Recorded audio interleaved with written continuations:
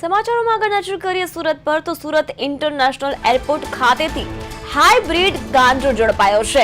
1,41,00,000ની કિંમતનો હાઇબ્રિડ ગાંજો છે તે ઝડપાયો છે। બેંગકોકથી સુરત આવેલી ફ્લાઇટમાં શખ્સ પાસેથી આ ગાંજો છે તે ઝડપાયો છે।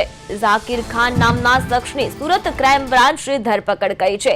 સ્મગલિંગનો આંતરરાષ્ટ્રીય નેટવર્કનો પર્દાફાશ થવાની પણ શક્યતાઓ સેવાઈ રહી છે। તો મહત્વના સમાચાર સુરતથી સામે આવી રહ્યા છે।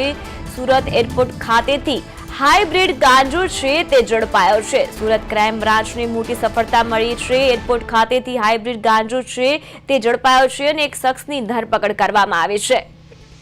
તો સુરત ઇન્ટરનેશનલ એરપોર્ટ ખાતેથી આ ગાંજો છે તે ઝડપાયો છે।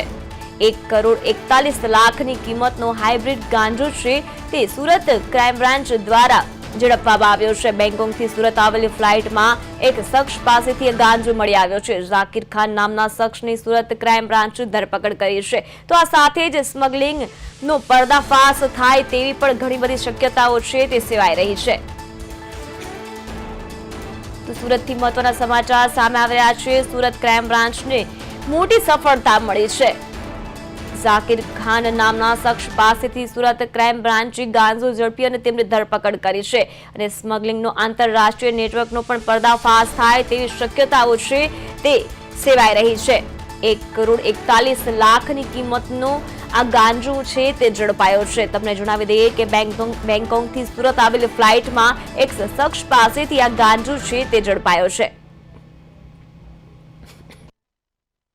ક્રાઇમ બ્રાન્ચ દ્વારા તપાસ કરતા શખ્સ પાસેથી ગાંજો મળી આવ્યો છે।